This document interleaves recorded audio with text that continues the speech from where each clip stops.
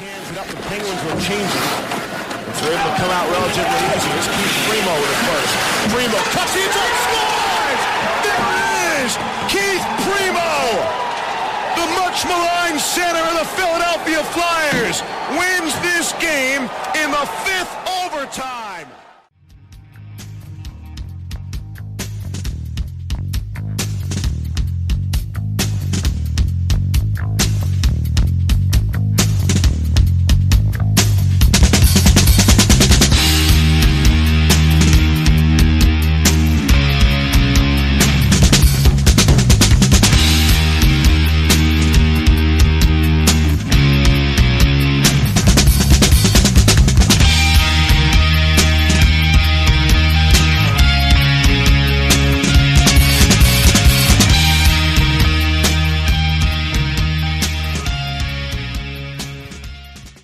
FlyersNittyGritty.com presents the O&B Puckcast. Yeah, you heard that right. We'll talk more about that. I'm your host, Isaiah, and I am here with my partners, Chef B. Hello, hello, hello. Moving on up. The great Dan Silver. What's up, guys? Hey.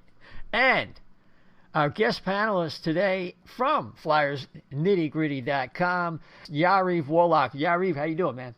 Gentlemen, thank you. Happy to be back for sure, and happy to have you guys part of the team, part of the family. You know, partnership's pretty cool, so excited to talk hockey as well. Yeah, absolutely. And I just wanted to give a note of explanation. We had a good run there with TFP, and I'd personally like to thank Dave Pagnotta, Anthony DeMarco. Well, I'll still do some features with him for sure, and especially TV, Dennis Bernstein. Those guys are great. We enjoyed our association with TFP, and by all means, check out thefourthperiod.com. But the FlyersNittyGritty.com gives us some unique opportunities. We're going to see some changes with the O&B Puckcast, but don't worry, the stuff you like is going to be kept, and hopefully we'll be adding some more features. Yeah, we're excited about it because we have a local presence. We have a credentialed organization with Flyers Nitty Gritty that talks to the players and has some contacts with the organization, and we're proud to be affiliated now in our 92nd episode. And Yariv, I might as well turn it over to you first. Well, we have Russ Joy coming on in about 25 minutes or so. The Flyers sign Erik Gustafson, and they get a pretty reasonable qualifying offer signed by Nolan Patrick for obvious reasons, but maybe you could discuss what the Flyers have done so far this offseason. Sure. I mean, do you want me to talk specifically on Gustafson and Patrick in this case? Sure. Okay, cool. Let's start with Gustafson. So it's interesting. I actually just had a conversation with Colby Cohen about this yesterday. I got an episode coming out with him tomorrow. I'll be out tomorrow morning, or anyway, cool.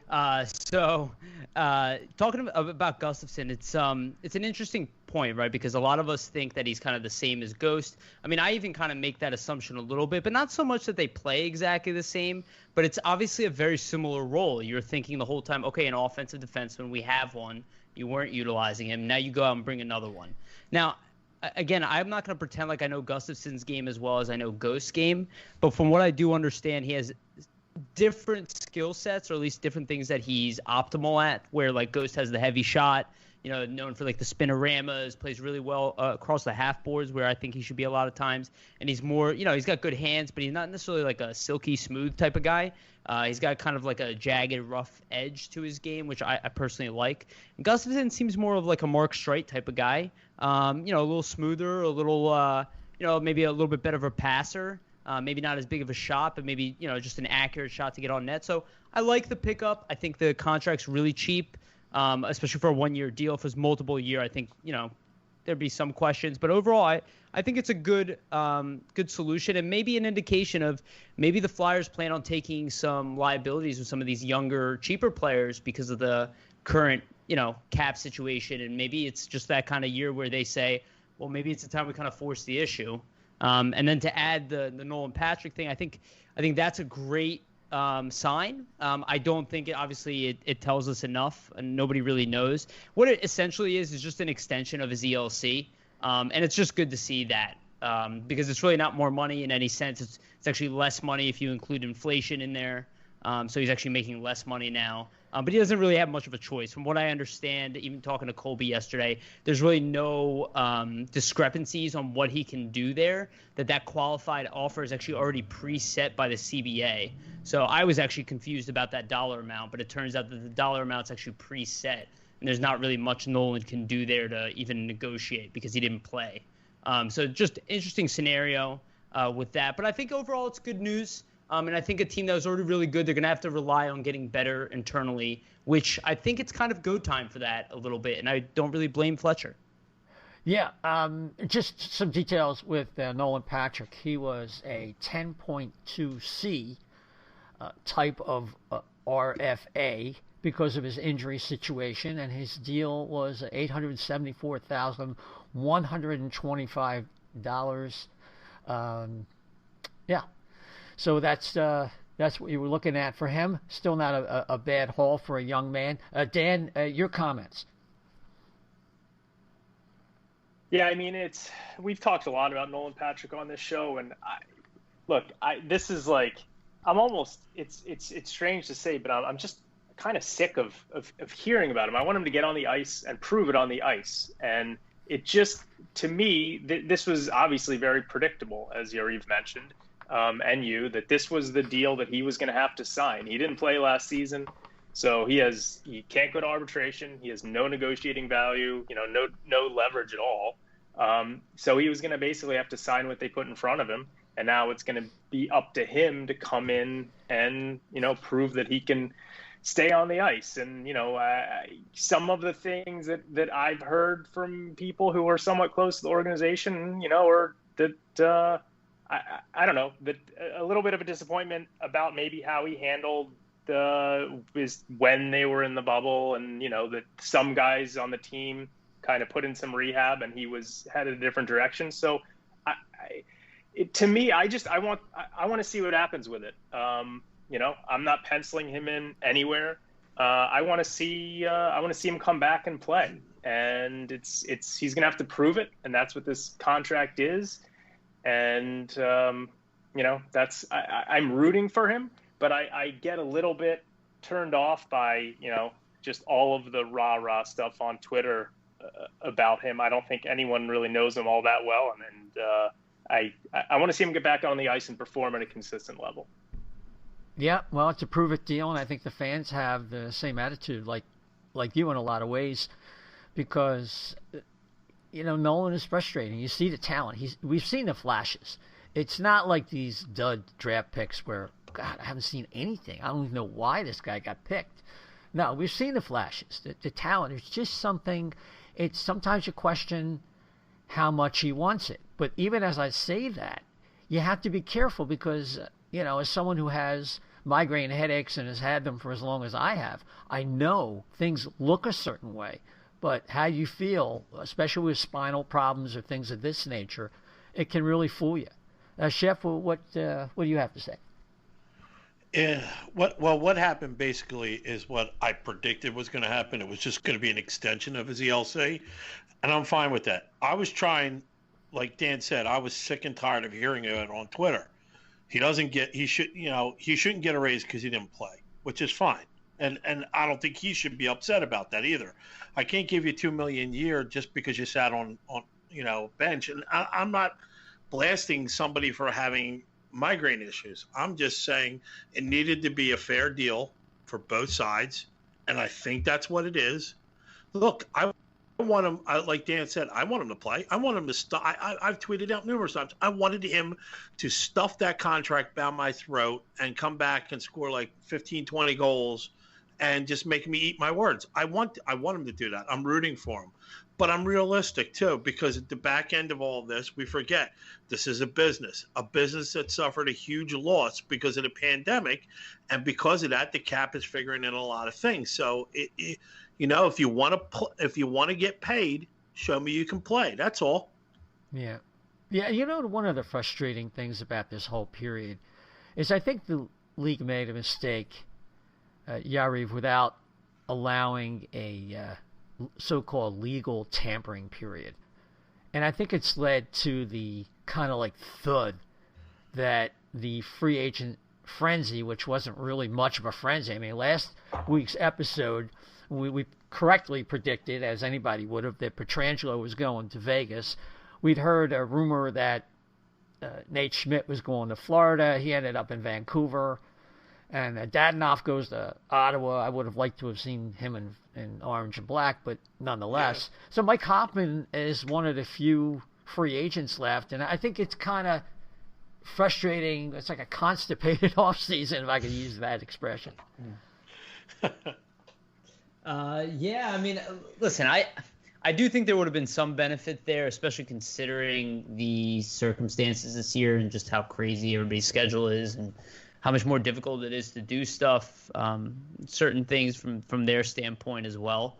But I personally, I think what is happening here is kind of, we were talking about with Nolan Patrick's leverage in this situation is a lot of these players, like a Mike Hoffman, probably expected to make a lot more money. And there isn't necessarily a rush right now. I mean, maybe for us there is, right, from a standpoint of like we're the fans. We want to know what our team is like. But from Hoffman's perception, if he's just going to go out and sign a 1-year deal at max value like Hall did, he can make that decision a little bit later where maybe he's kind of sitting on that where he's like, I got a 1-year deal that's pretty good here, maybe to a competitor or maybe to a pretty good team.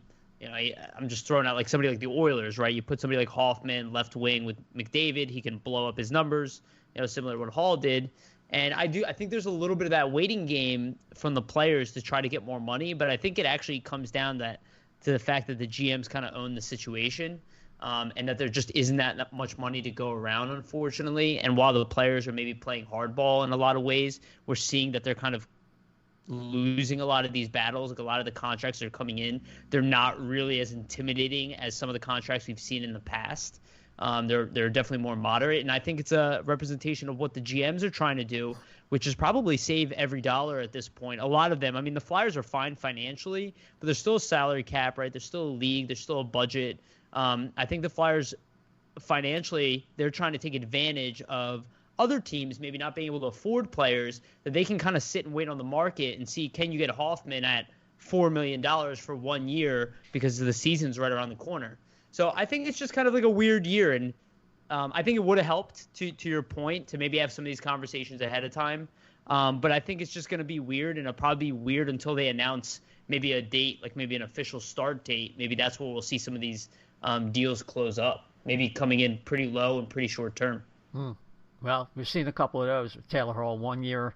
That was at a pretty high rate of $8 million. Mm-hmm. And some of the others, like Dadonov, I think, what do you get, 3 years at $5 million or something? Or that's a great value. I agree with you, by the way. He's a player I definitely liked as well. Maybe my favorite goal scorer that was available. Well, I look at him as like a poor man's Panarin, but sure. Yeah. So Dan, before I wanted to get into the top prospect ratings by Alex Appleyard and Charlie O'Connor, but the elephant in the room is, like, where does Ghost go? Are they really going to stick with this number, and not necessarily a number of defensemen, but the stylistically, it doesn't seem to fit. And some of those hard minutes need to be replaced by somebody, maybe someone not yet on the roster. Yeah, I mean, right now, it doesn't make a whole lot of sense the way that the defense is sort of coming together. And right now, they've got about $4 million to spend on the cap. They've got to re-sign Phil Myers, and you got to think that, if they sign him to a bridge, probably be $2.75 million. If they sign him to a long-term deal, maybe 3.75. So anyway, he's going to eat up a big chunk of that. So if they want to bring someone else in, they're going to have to move someone. And, they're not going to be able to move JVR's contract. They're probably not going to move Voracek. So Ghost is the guy. And we've obviously heard all the rumors. It just, the way this defense fits together, again, it doesn't make that much sense to me, because they re-signed Haig, and that he's, loved in the locker room and a guy that is probably going to be in the top 6.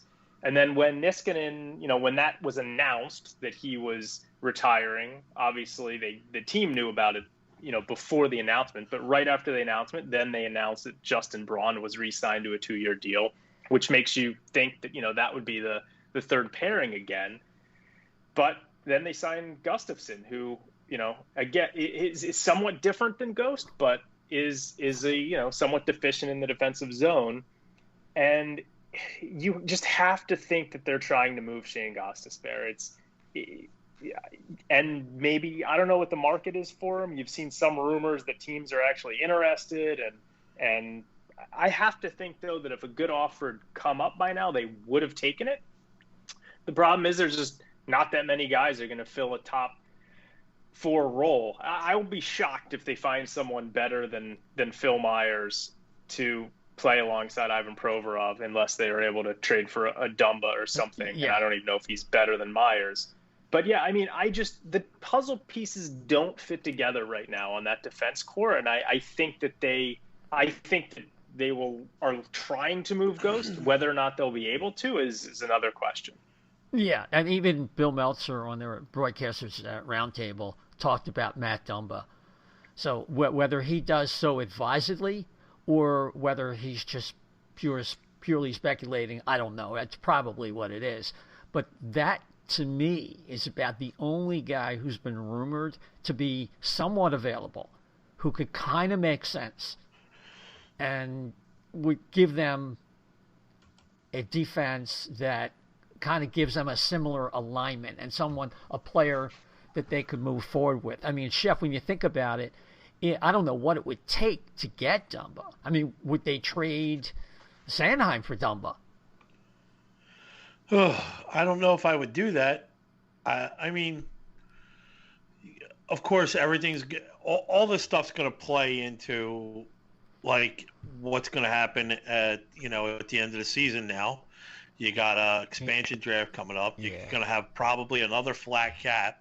Like, what do you protect? Do you want to protect your future, or you want to stopgap for now? I mean, I think these are all questions. I'm just wondering, is anybody else even slightly concerned that Myers isn't signed yet? Is that flagged to anybody? No, I'm not. Not yet. No, not yet. No concerns. Okay. They have all the leverage again. Yeah. He's probably going to come in under what we all anticipate as well. In my opinion, definitely under 3, and realistically, it could be under 2, even a year for maybe a 2-year contract or something like that.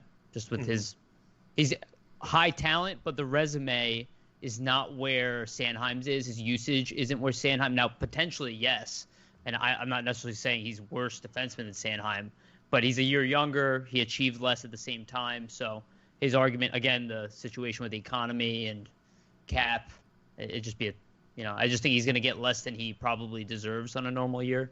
Yeah. And he's not arbitration eligible. That's when you start worrying about, a conflict going forward. But Dan, let me turn to you, because the Athletic today had an interesting article about the Flyers' top prospects, and I know you had some disagreement with that. That's kind of your passion, and Yariv, you feel free to chime in as well, because I know you love the prospects and talk about them and have spoken to them more than a few times. So, Dan, why don't you start, and then after that we'll be ready to go with Russ Joy from Snow The Goalie. Yeah, so, Charlie O'Connor and Alex Appleyard do a great job over at The Athletic, and they came out with their prospect ratings. As you know, I typically come out with the ratings twice a year, and I was much more in agreement with Charlie's list than with Alex. I think everyone agrees that Morgan Frost is the number 1 prospect on the team. Hopefully he's going to be able to take control of the third-line center role this season. I have Egor Zamula second on my list. I think it's very close between him and Cam York, both very good young defensemen. So Alex had Zamula ranked 6th, which I think is just insane. He had Bobby Brink and Emil Andre, who the Flyers just drafted in the 2nd round, ahead of Zamula. I thought that was a little ridiculous, and Charlie actually made a point in the article saying that he can't rank Andre ahead of Zamula because Zamula has already been really good at the World Junior Championships and very good in NHL camp. And, I agree with him. I think Zamula is a very good defense prospect who if he'd been a first or second round pick, he'd been a highly touted prospect all along. But he's very talented. So, they had Frost 1, York 2, Bobby Brink 3. Brink had a really good underrated season for Denver as a freshman, and I think he's going to take a big step forward again this season. They had Emil Andre 4th. I love that draft pick in the second round.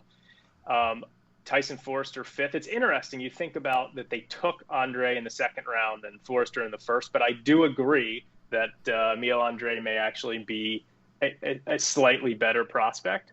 Samuel Ersson, they had 7th, the goalie, and I'm a huge Ersson fan. And by the way, he's off to an incredible start in the Swedish Hockey League. I was always a big Felix Sandstrom fan. The difference is that Sandstrom never really put up big numbers playing against professionals in the SHL, whereas the season is early, but Ersson has had a really good start. They had Allison 8th, Noah Cates 9th, who I really like. Now, they had German Rupsov 10th. And this was a big disagreement between Alex and Charlie, because Alex had him 7th and Charlie had him 14th. I'm not a fan of Rupsov whatsoever. I think he's injury prone. I think that he hasn't shown much in his NHL stints. So I agreed with Charlie there. And, another guy who's really kind of creating a divide is Isaac Ratcliffe. So the Flyers took him in the second round a couple of years ago. They traded up to get him. And everyone sort of acknowledges that bigger guys like him, he's 6'6", take a while to develop. So he has a bad debut year in the AHL, and all of a sudden, Alex has got him ranked 16th. I can't really agree with that. I want to give Ratcliffe another year to kind of see how his development goes. Mason Millman, they had 13th, who's a really exciting young defense prospect, terrific skater, put up a lot of points in Saginaw this year.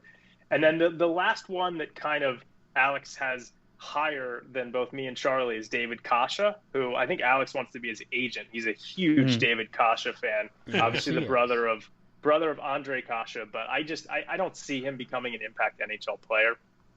So, those are some of the items there of note in their rankings. For me, they had Zamula ranked, way too low, which was basically because of Alex, and Rupsov ranked too high. But the Flyers right now still do have a top 10 farm system in the league, and they're going to need Morgan Frost to contribute this season. Okay, Yariv, you got 5 minutes or so to opine yourself. Sure, man. I think that was pretty well said by Dan. I mean, I have a couple things I disagree with, but overall, I mean, I think the list itself is pretty good. I think Dan's criticisms are all fair, quite frankly. I'm a big Rupsov guy. I do think health has been an issue so far, but I think on a two-way game as a middle six forward, definitely a third-line player, I think he can be highly effective. But, to your point, I think health unfortunately dictates way too many careers in the NHL, so it's kind of going to be up to him. And I think, that's why you see a guy like Noah Cates probably pass him on the list, because he has a similar type of potential, right? Being like that third line type of player. Lazinski, I think we'll probably fall in love with him a lot quicker than we realize. He's probably a lot better than people realize, even at his current age. Same with Allison, but also an injury issue. I like the list overall. I think Andre being that high is fantastic from a talent standpoint. From what I understand, that makes complete sense. And outside of some of his physical limitations, maybe the fact that he's not blazing speed and that there aren't a lot of defensemen his size in the NHL, that holds back that ranking. And Zamula kind of, you look at Zamula's body and you're like, come on, dude, this kid's big. He's poised. He came in at 18. He definitely blew me away. I understood why he got a contract immediately. He was just so much more poised than most kids his age. The Ratcliffe thing, I love what you said there, Dan. I completely agree with you.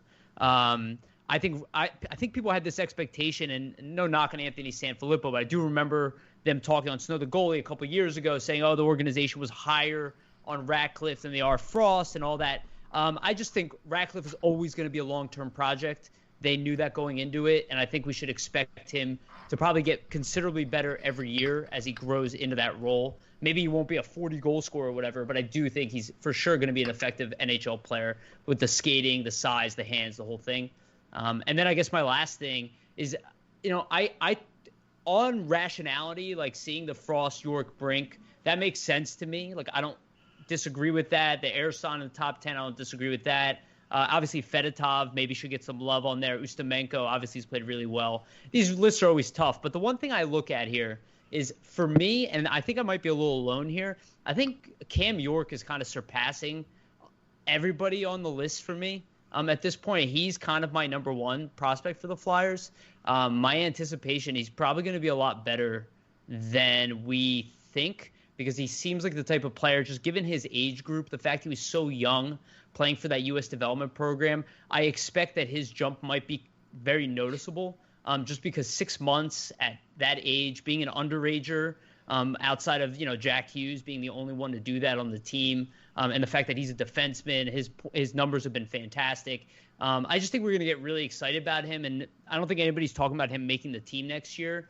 But if you were to come to camp, I think a lot of people would start throwing that around. I don't think that's the most appropriate thing to do, but I wouldn't be surprised. I'm just really high on York, also very high on everybody else. But York, when we drafted him, I wasn't convinced he was the top pairing guy. And now today, I'm like, I could totally see it, like a perfect complementary, like new age defenseman, maybe like a Quinn Hughes, just not as good of a skater. Quinn Hughes got that elite skating. But York, I think, has a lot of amazing assets, and just super excited about it. Great. And with that, I think we're going to leave it there and hook up with Russ. Okay, and now we are back, and we have with us from Snow The Goalie and CrossingBroad.com making his first appearance on the O&B Puckcast, the only Puckcast, the only O&B Puckcast, and it is Russ Joy. How are you, man? I was really excited. I'm glad that you've embraced your identity as the only Puckcast. That's great to hear. Yeah, well, it's the only O&B Puckcast. There might be some other Puckcast out there. No, there are no others, and no other Puckcast out there matters. This is the one and only O&B Puckcast.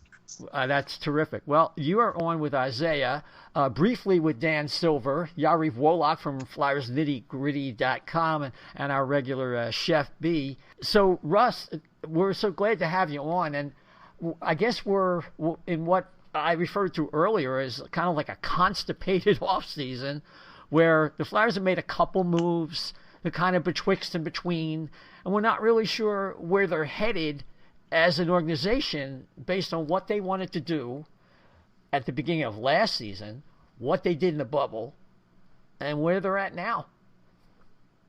I think we're all kind of waiting to see what the identity of this team is going to be, and what the identity of this roster going forward is going to be. And even though I know people were upset that there was no big splash, I would caution people that the offseason is far from over. And just because something didn't break in the first few days of free agency, just because something didn't break on draft day, doesn't mean that there are no irons in the fire. Chuck Fletcher has said, I don't know how many times now, he's brought up the good old-fashioned hockey trade so many times. This team was never going to be a player in the Alex Pietrangelo sweepstakes. They just, in a flat cap year, there is absolutely no way this organization was going to try to sell off pieces for pennies on the dollar just to try to go out and make that one splash that, would bring you back to the Paul Holmgren days. It just wasn't going to happen. Gotcha. Dan, let me get you to chime in here. Yep. Yeah, no, Russ, thanks for joining us. It's great to always have some good back and forths on Twitter, and it's great to put a voice with a name on Twitter. So it's great to virtually meet you. So, we've spent a lot of time talking about Shane Gostisbehere, and a lot of Flyers fans spend a lot of time talking about him. I was saying earlier on that right now, when you look at who this team has on defense, that to me, you can't fit the puzzle pieces together that well. And, the logical solution is potentially to trade him or I guess someone else. But I was just curious to get your thoughts on how you think it's going to play out with Shane Gostisbehere and the defense core in the offseason. I don't know. I mean, I think we're at a point now where it's been 2+ years of is Shane Gostisbehere done in Philadelphia, and I think at this point, it would behoove the team to move on from him, not because he's not a player that has some some semblance of the guy who was a 63-point, scorer for the team. What was it, 2 years ago? 3 years ago now. But I think he's just like the ultimate change of scenery guy. I think that if you were to move on from him, he would probably go on and thrive in some way in a role, probably on like the second power play unit of a team. And, fans who typically complain that, why was that guy not any good here? Or why did that guy fall off here? Now he's killing it wherever.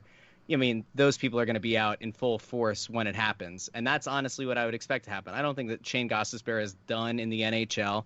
I don't think that he's a no-value player. I just think that on this team, with this system, with the way that AV wants this team to play defense, I just don't see a fit.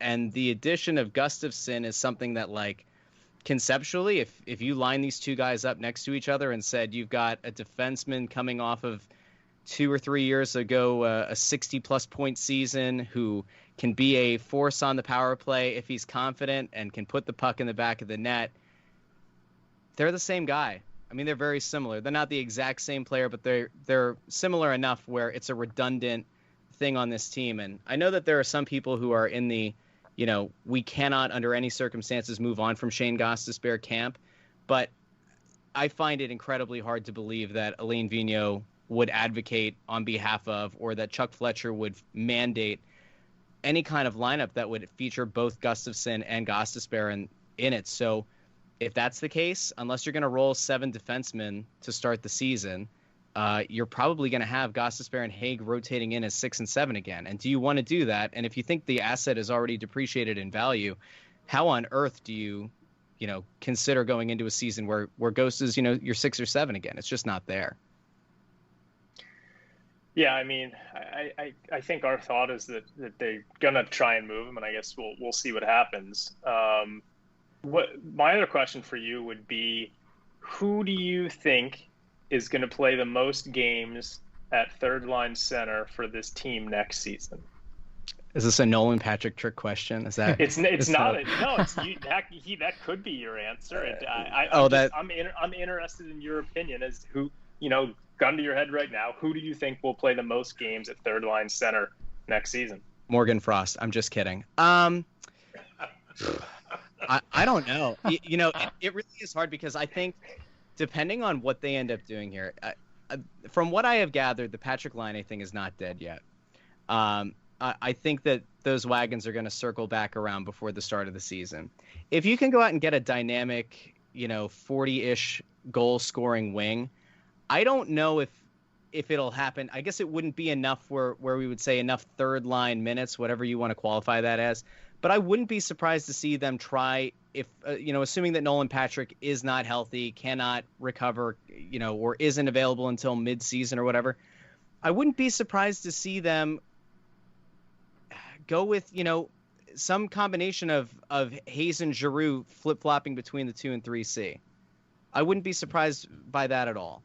I don't think there's, the idea of just limiting to one guy, I don't know. I mean, Scott Lawton really shouldn't be in that role unless Morgan Frost is going to add about 30 pounds of muscle between now and the start of the season. I don't think it's him. So I don't know. It's also entirely possible that guy isn't on this roster yet. Again, I think the trade market is going to heat up at some point as these teams that are 10% over the cap start realizing that they've got to shed salary. And the only way to do it is to, trade off some kind of asset. So I don't know if that guy's on this team yet.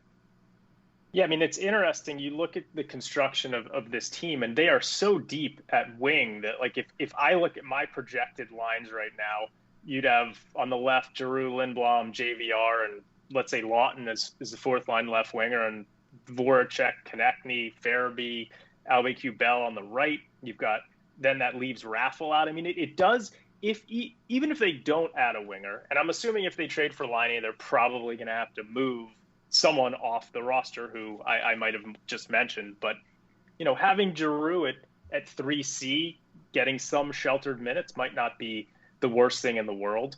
Regarding Morgan Frost, I mean,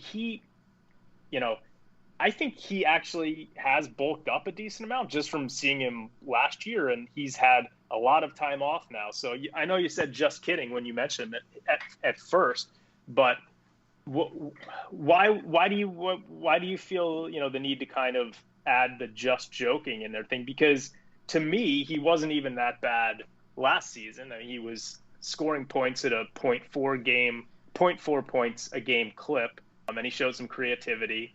I don't think it's that far-fetched to think that he could come in and grab the 3C role, if not early in the season, not that far into it, and run with it. Given the way that Alain Vigneault liked to roll his lines, I know the postseason is entirely different, and the way that an experienced coach like AV is going to run them, you want to have more veterans in the lineup. I think I wouldn't be surprised in the latter of your two scenarios that you just laid out. I think like maybe a month and a half into the season, maybe he gets a look. I think the way that it's going to play out, maybe, because we don't actually know when camps are going to open. It sounds like the league wants January 1st as the start, which I'm still not sold on. If that's the case,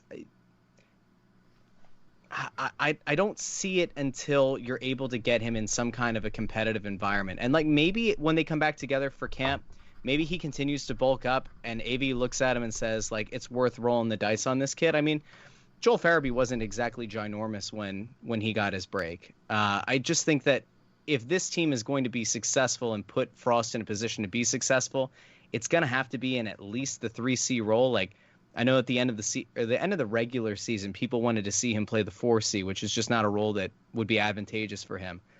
I don't know, maybe a month and a half in, maybe. I mean, it's been how many months since he played a competitive hockey game? And he didn't get even as much of a sniff in camp when they were, working on bringing the team back. And certainly they didn't know what the depth at center was going to look like. I mean, unless you were, totally in love with the Grants and Thompsons of the world, which, again, like an experienced coach is going to want to play vets, but Frost didn't even get a look. So I don't know what has to change between now and, say, January for Vigneault to almost have an epiphany moment where he's going to, put the kid out in that kind of a position. It doesn't mean that it can't happen. It's just I don't see it at the start of the season. Yeah, I mean, it will have been about 10 months from the time he played, from the time they resume.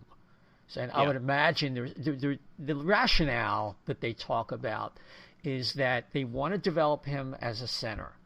And they want to get his play away from the puck improved. They want him stronger. They want him to keep his pacing up, which he's gotten a lot better at. So he's got a lot of little areas to get better at.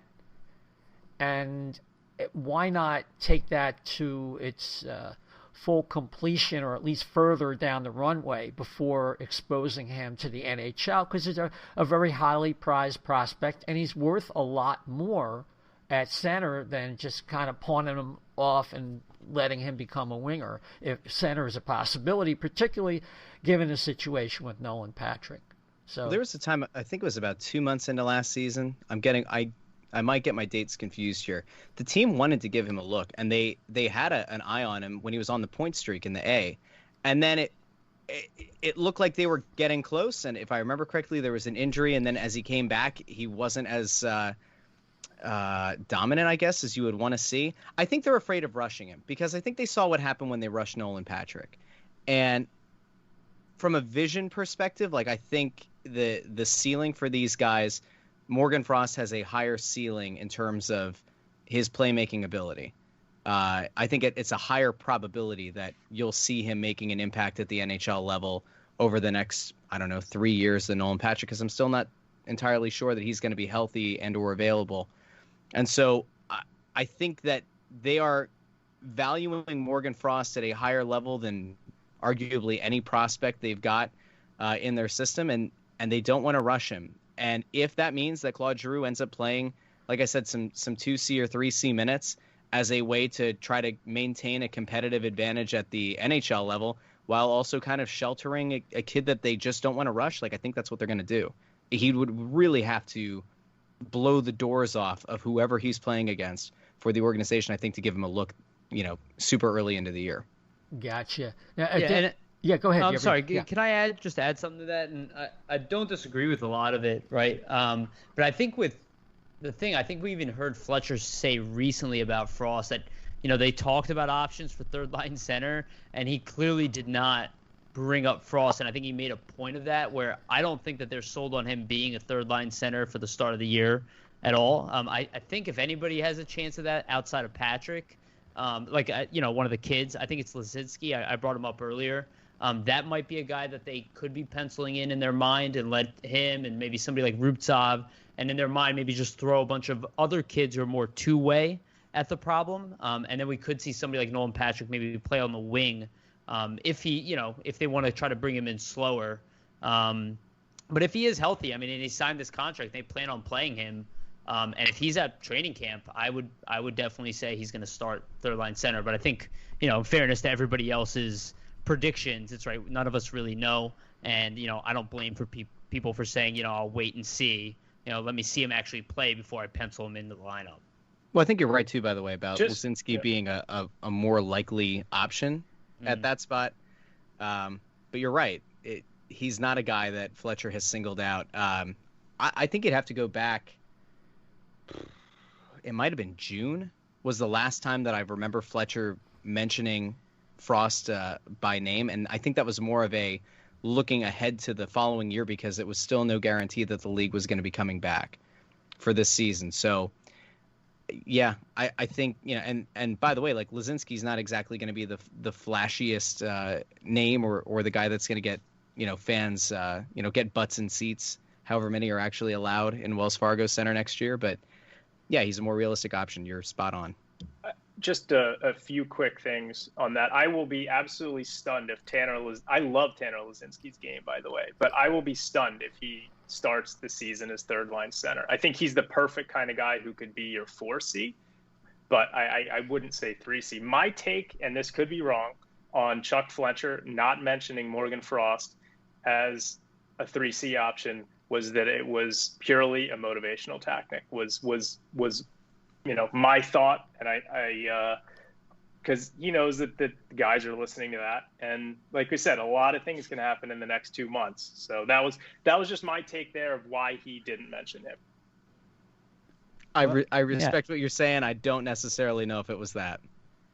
Go ahead. Yeah. I was just gonna say, time will tell. I think it's an interesting point what Dan is saying, and there could be some of that, and maybe Lisinski isn't ready. I mean, I couldn't tell you right now confidently that I think he's gonna play third line center, but I think ultimately, from what I got from Fletcher, is that we're just gonna throw a bunch of players at the problem, and one of them will come out. In fairness to people not liking that is something Ron Hextall would do in the past as well. So that might not be the answer that everybody wants to see. I was expecting the Flyers to shore up that center position, but maybe that is a late season, and Russ, this happened before you joined the call, but I did mention maybe the Flyers wait out, see if there's somebody available later on, and maybe, grab a Soderberg for like under $1 million a year or something really cheap, who just shouldn't be available. Yeah, it's totally possible. And it's the only year that it would happen, right? Because of the flat cap. Like, right. So many of these teams you're not seeing that many overpays because you have to remember, for a lot of teams, the lifeblood of their organization is the gate revenue. And with no guarantee that there's going to be much, if any, in the first few months of the season, it just doesn't make any sense for these teams to go out and sign guys to some of like the crooked numbers that you would typically see when a little bit of a market starts up for some of these guys. So you could be right. The one guy that you did mention before that could be interesting is Rubtsov, who, when Hextall was finishing up his tenure here, the organization had really soured on. And it almost seems like since Fletcher's come into town, it's not as if they're trying to move him along in a way that's, trying to, I wouldn't even say rush him to the NHL level, but I think they're trying to give him a look one more time because I don't see much value in terms of him as an asset or even as like a guy that you would throw into a trade. So it's almost like for Fletcher, you're looking to see what you have in this kid, maybe. But he hasn't exactly done a ton to inspire confidence at this point in his career. So yeah, we'll have to see. Maybe it will be a late off-season signing. Yeah, I mean, right now, Rubtsov, like Vorobyev before him, looks like a Euro player. Maybe just needs more space out there and play a little bit of a slower game on the bigger ice. Rubtsov looked completely out of place when he was up with the NHL, and he scored 7 points in his final 35 AHL games last season, and now he's been injured in the KHL. Yeah. So he's not going to be the third line center next season. No. He has all the tools. It's just there's like Vorobiev. If you look at him in 1 minute, he's like, oh wow, this guy's really going to be good, and then like 5 games later, where's he been? But Chef, let me get you in here with a question or any comment you have directed toward Russ. Yeah, well, you just mentioned like gate revenues and a start date. I mean, realistically, I kind of agree with you. It doesn't look like January 1st is going to be a viable option to start. I was thinking more like 3rd or 4th week of January, and that's just my opinion. But I mean, how do you handle this situation if we still don't have indoor seating inside for stadiums, only outside now?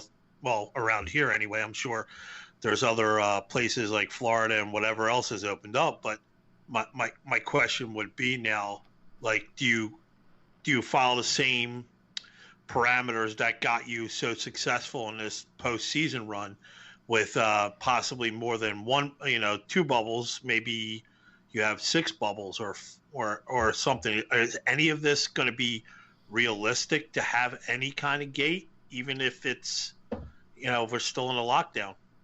So I asked Ivan Provorov the last time he was available about his thoughts on the bubble and about starting the season in a bubble. And it didn't come across in the audio, but it did in the video, that he's an absolute machine. So to me, I don't think Ivan Provorov would care. I do think that it became abundantly clear that the Edmonton bubble was not a fun place to be. The Toronto bubble was fine. Most of the complaints that had come out, most of the murmurs of discord and discontent were coming from Edmonton. I think that it's realistic that the season has to start in a bubble, or at least that's going to be the proposal from the league. Whether or not the NHLPA ends up going through with it, though, I don't know, because what exactly is the pro to coming back in January if you can't have anybody in seats? You're once again going to tell your players, we're going to lock you away from your families for the next, 2 months maybe, in the hopes that, a vaccine becomes widely available. And even then, they need, a 70% effective rate for the vaccine. Yeah. Like, I don't see this, this great path to the wonderful kumbaya moment that I think everybody wants. I do think a bubble's a possibility. If it doesn't happen, unless the NHL wants to take on the absolute abuse they will take on social media for saying we're going to allow for teams in different markets to dictate how many fans they want to allow or what percentage, even then, I'm still not sure the NHLPA is going to go through or approve any kind of a plan that would put players at that kind of risk. I think at that point you would actually start to see guys opting out of the start of seasons. I want to think that sometime in January is kind of realistic, with the thought of we're going to do a quarter of the season or so in a bubble until we can figure out what's going on, and at that point reassess whether it's we're going to start going back and going back to travel the way that you saw Major League Baseball do and the way that Major League Soccer is doing, or say, you know what, by the time February hits, if we're not in a better place in terms of the numbers dropping, in terms of a vaccine being ready or available for mass distribution, it's entirely possible they take a pause again and restart sometime in, March, April.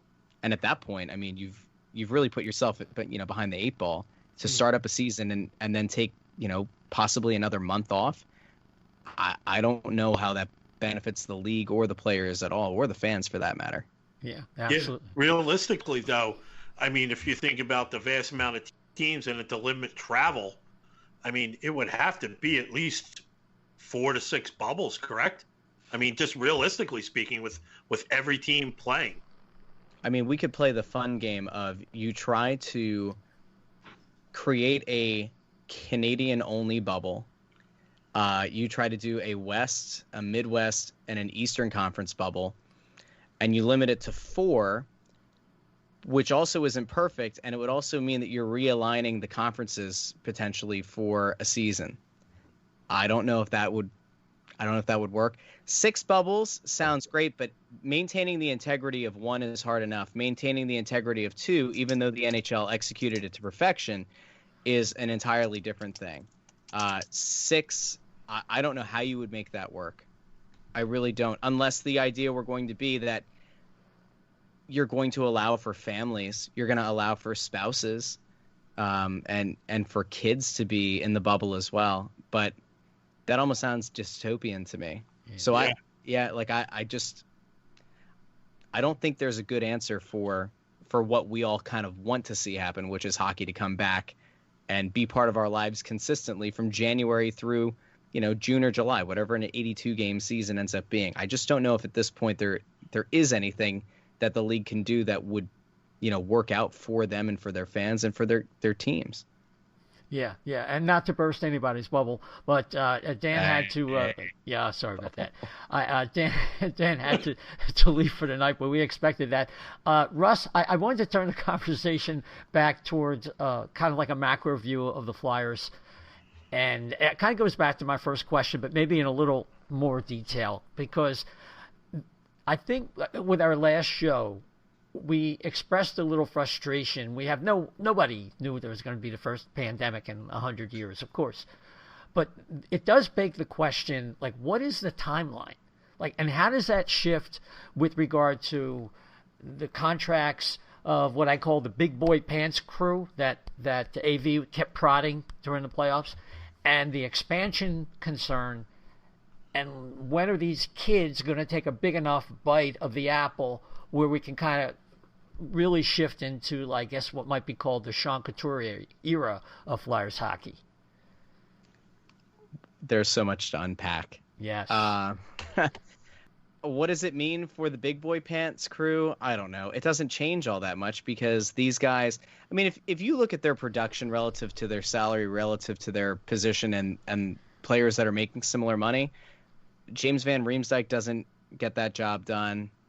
Jake Voracek would then be overpaid. Claude Giroux, for what he does for the team on the ice in terms of point production, you could probably make a case would be overpaid or would be an albatross to try to move, not to mention the no movement clause.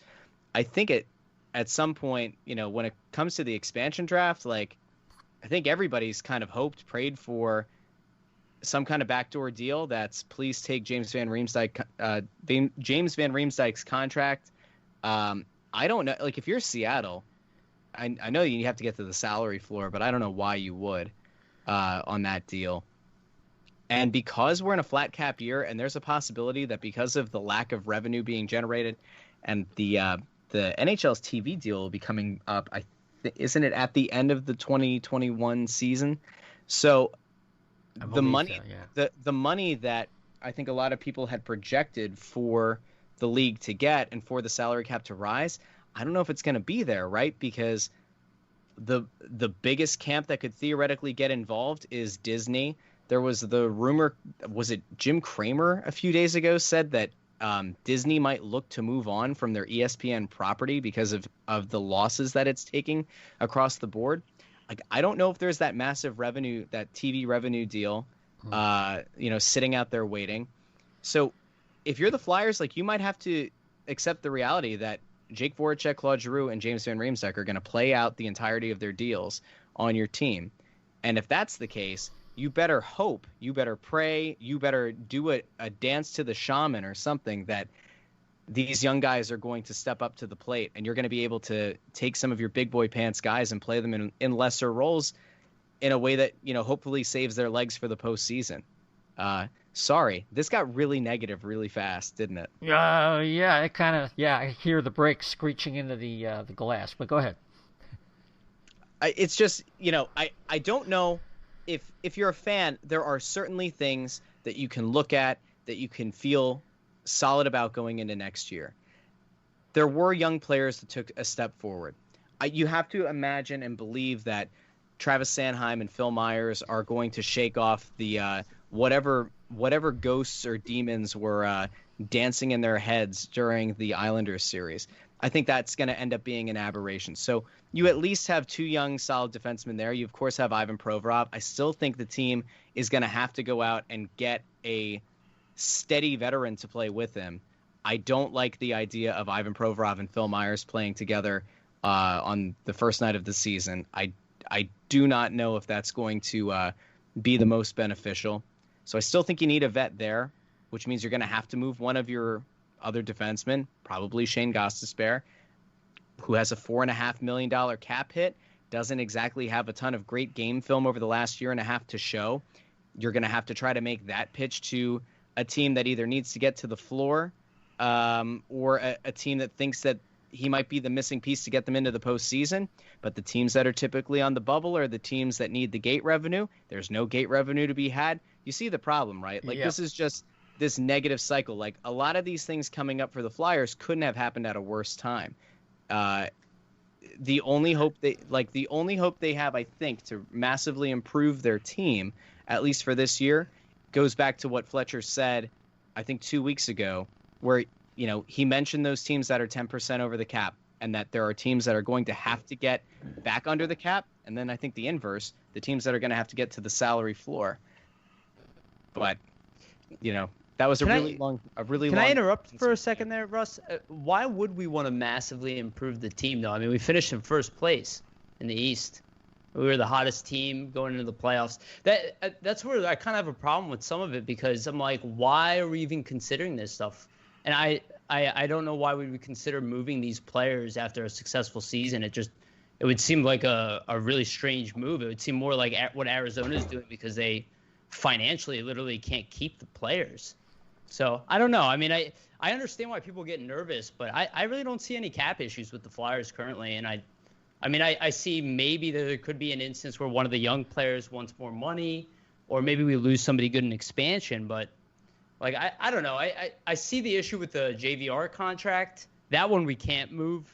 You know, I totally get that. But I don't know. I just don't see it being that big of an issue, even in the flat era. I think this is stuff that's like all really manageable. And for a team that's, quite frankly, supposed to be built to get better from within. I mean, that's what we all dedicated to, right? Isn't that kind of what we have to kind of accept at this point too? Yeah, this is the heart of the disagreement.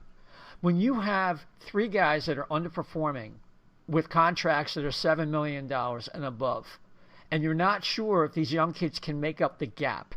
And Russ, you might not have heard this, but I estimated we lost 27 out of 39 meaningful periods in the bubble. I'm not as sanguine on what their prospects are as a cup contender. We know they're a playoff team. I think we can all pretty much agree on that. It's how do you get to that next tier?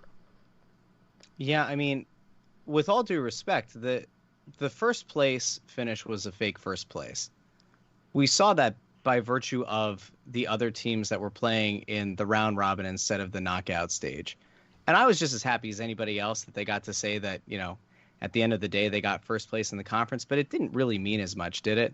I mean, the Tampa Bay team that the Flyers played in the final game of the round robin, like that team, while, you know, trying to get themselves, you know, set back up, that wasn't a team that was exactly pissing vinegar at that point. Yeah. The idea of they got hot at the end of the regular season, I will stand behind that. And I will say that in theory, if the team were able to continue that momentum over the final 13 games of the regular season, by all means, we could have the discussion about this team being a legitimate cup contender. My issue is there were still 13 games to be played in the regular season. And we have seen Flyers teams in the past get really hot for stretches and then go absolutely ice cold. Do I think that team, the way that they were playing, would have hit a 7-game losing streak at some point? No. Do I think that they were necessarily as good as they had played in that stretch? Maybe not. I think the truth probably falls somewhere in the middle. I think if you played that season out, the Flyers likely make the conference final. And maybe they make the Stanley Cup final. I mean, if they kept playing at the level that they were playing at, Stanley Cup final would not have been an absolute stunner for them to get to. I think conference final would have been the conservative guess. I do not look at this team and say, when you stack it up against the rest of the conference, until you are able to find somebody that fills, at least in some way, shape, or form, the Matt Niskanen void next to Ivan Provorov, I don't see it. Now, if you want to talk about the idea of you're going to have a full season, all things going well, that Oscar Lindblom will play. That's a massive upgrade over what you had in the postseason. If you want to, tie your wagon to Nolan Patrick getting healthy and being the number 2 overall pick in the draft, you can do that. And yes, that is another internal piece that you can try to rely on. But I don't look at this team and say that, going into next season, as currently constructed, they're like a top 2 or 3 team in the conference. I just don't see that. And I think that's where we're trying to get to. So, and there's some variables there we just can't measure. So that is the state of frustration that is in Flyer land. So, Chef, you. Yeah, I just want to touch on that. You talked about the number 1 spot vacated by Niskanen. Now we've disputed whether or not Myers is ready to fill that position right now. We're leaning towards not right away, but eventually he could step into that role. If they sign him and throw him to the Wolves, is that going to be the best thing for his development either? No. I mean, I think I'm still going to be interested to see what kind of deal he ends up accepting. I kind of figured that he would want a bridge. And honestly, at this point, the team might want a bridge because nobody knows what the cap is going to be even next year. I do not see a path to Phil Myers being a top pair defenseman and that going, glowingly to start the season. I think there would be growing pains. The concern that I have, and I've said this on our show, and it's a thing that I think people need to put a little bit more thought into, is Matt Niskanen, while not the best in the bubble, when you go back and you look at Ivan Provorov's entire season overall for the 1920 season, and you stack that up against what he was in 2018-19, these are vastly different players. And it's by no means a coincidence that Ivan Provorov went back to number 1 defenseman status and looked like a confident player with Matt Niskanen next to him. It's a thing that I asked him about multiple times throughout the season. And he, along with Phil Myers, along with Travis Sanheim, said multiple times that having a guy like Matt Niskanen who's there in practice, who's leading drills, who's a guy that they can lean on both on and off the ice for advice about how to be successful in the league, about how to attack drills or how to attack situations, and actually had that cloud of sorts, you haven't replaced that. And I worry that if Phil Myers starts in the top pair with Ivan Provorov, and they make, there's like in the first, 5 games, let's just play hypotheticals. There are a couple of blown plays and Phil Myers' confidence is down. Is there anybody who thinks that that's a great position for 1, Phil Myers, or 2, Ivan Provorov? Probably not, because who's the guy on the team that's going to take the biggest burden for this team and feel like it's his fault that things aren't going well and then try even harder while playing the most minutes? It's Ivan Provorov. I don't want him to have to think about carrying a young defenseman through a season. I think we're like 1 season away from that. So if the team is able to acquire a stopgap defenseman for a year that they think is at least decent enough to play with Provorov from time to time, and all the while trying to experiment with Phil Myers next to him, I think it's fine. That is not how I would want to see this team roll out, for the first game of the season. I'm a bigger Niskanen believer in terms of on and off the ice than I think a lot of people are. Until you fill that hole in some way, I can't see this team as a top 2, top 3 team in the conference. I just can't. Right. And then the other question becomes, when you think about that other defenseman, you had mentioned with Anthony, Jason Demers, who kind of reminds me a little bit of Justin Braun in his style. Would that be good enough? Or they have to aim higher, like toward a Dumba, like we were mentioning earlier? I honestly don't know. I really don't know. I think the thing that he needs more than anything is a steady partner, because the less he has to do worrying about if his partner's gone rogue, like he had, when people wanted to see them recapture the magic of Provorov and Ghost from a couple years back, like I think he just needs somebody steady next to him. In a perfect scenario, you would have had Justin Braun from 3 years ago. That would have worked for the stopgap year. Justin Braun right now, there's no way that would work as the top pairing. So I don't know who it is. And I honestly, I know that Anthony mentioned him.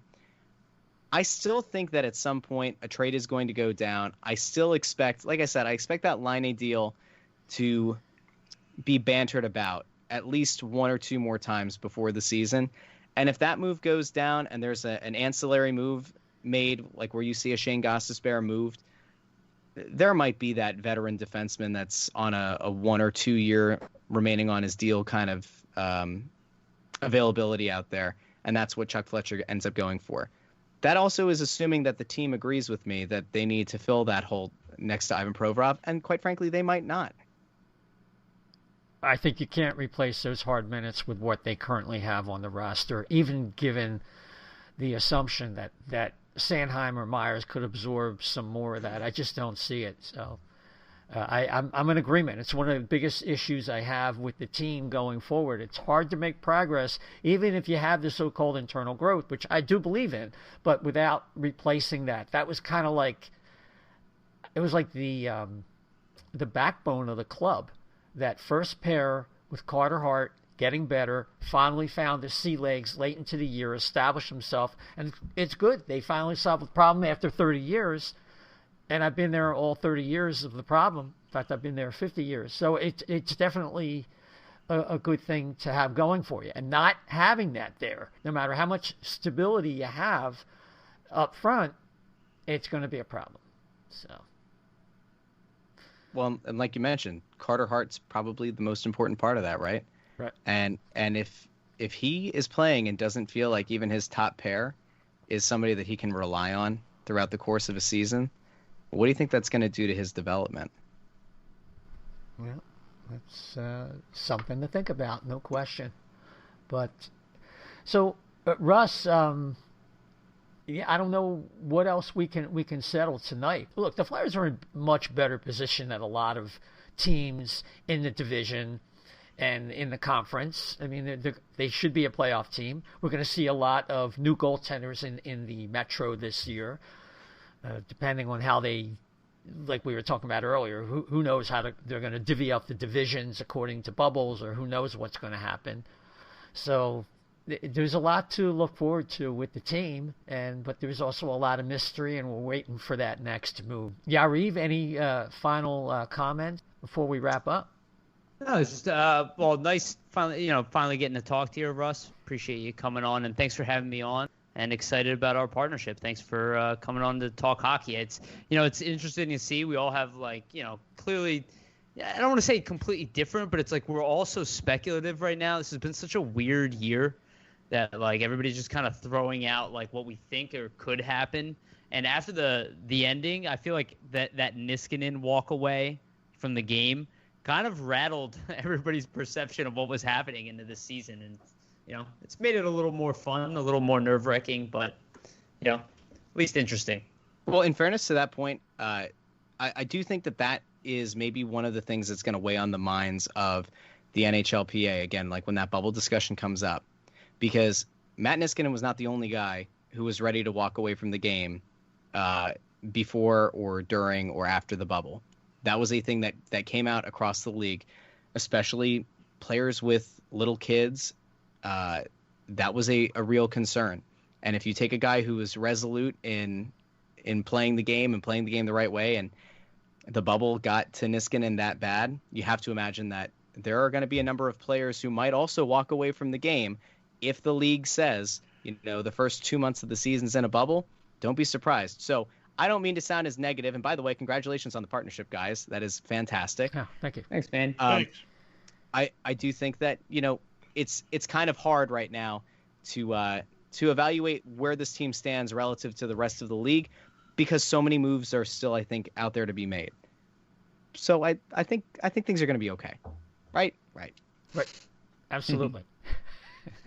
At least you veered off a little bit more to the right side there. So yeah, avoiding the pothole. But Russ, so you're on also writing for CrossingBroad.com in addition to Snow The Goalie podcast with Anthony Sanfilippo. What else can you tell the peeps who want to follow you? That's it. I mean, we can engage in conversations over on Twitter. I love Twitter so much. Over on Twitter @JoyOnBroad, and Crossing Broad stuff. Since the Flyers are, not playing right now, I think I'm gonna be writing a little bit more Philadelphia Union content, because what makes a hockey fan happier than a little bit of soccer, right? And that's a team, by the way, that's number 2 in the conference with a chance to take the top seed this Saturday. So, there's positivity in Philadelphia, right? Yes. Not all bad things happen in Philadelphia. Some good things happen too, right? Yeah, I got to ask you one question. Sure. Totally unrelated. Is John Kincaid going to find his way into Philadelphia radio? Oh, boy. So there are a few unreportable items on that one. I think that at the end of the day he will. Yeah, I think if you're 97.5 The Fanatic and you look up and down your roster, your talent roster, you have to make a determination at some point of who do you have that's an heir apparent to take over one of your major slots. You're not going to move on from Anthony Gargano because you tried it once and he threatened to take his sponsors with him. That didn't work.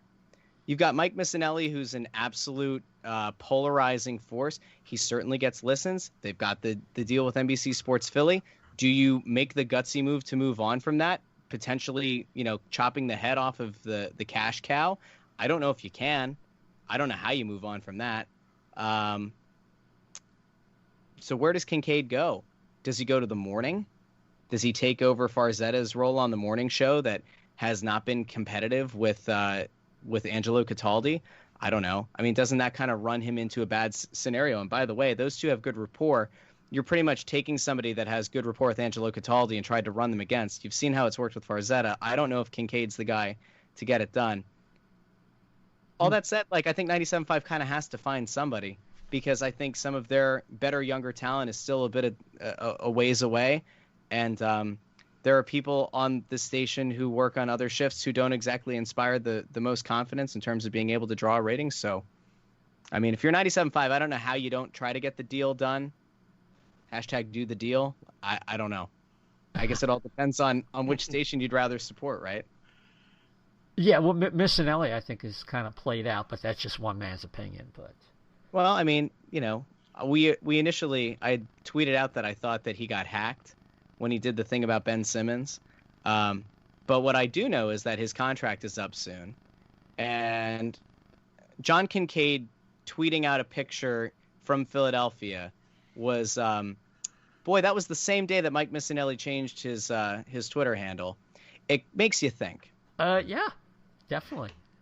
Russ, thanks so much for doing this, man. Appreciate it. Absolutely. Thanks for having me on. Great to be on the only Puckcast. That's right. And we'll be like that. Russ, thanks again, man. No problem. Right. I appreciate you having me on.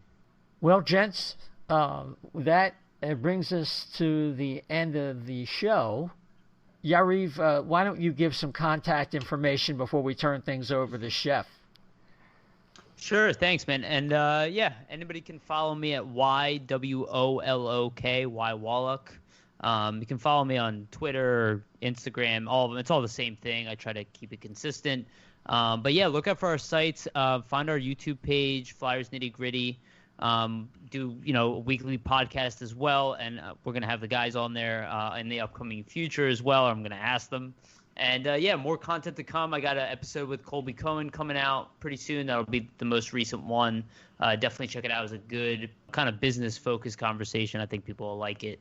And thank you again. Thanks for having me on, guys. Appreciate it. It was fun. Great. Yeah, it's great to be with FlyersNittyGritty.com, and certainly to have you on as well. Chef, where can people find you? And if you have any last comment, by all means. No, I think we pretty much covered everything. If you want to get a hold of me, you can find me at Chef to Left B on Twitter. Fantastic. And if you want to bother Isaiah, you can do that at Isaiah, ISAIAH _520 is Isaiah _520. And of course, the O&B Puckcast can be heard on 10 different formats. Check that out. If you could rate and subscribe to the O&B Puckcast, and especially on Apple, those 5-star ratings are really appreciated. But we're on Radio Public, Deezer, those are two of the new ones. Of course, Spotify, iHeart, SoundCloud, YouTube, TuneIn, Stitcher. I think you get the picture. So we're going to be hanging out. We're going to take a little bit of a hiatus here, probably about 2 weeks or so, depending on what the Flyers do. And then we're going to come back with the Flyers Fan Fest show. And that's where you get to treat this podcast like a sports talk radio call-in. We pick 5 people. They get 5 minutes with our panel. Should be a lot of fun. We're looking forward to that, but a couple weeks away. So until then, everybody, take care.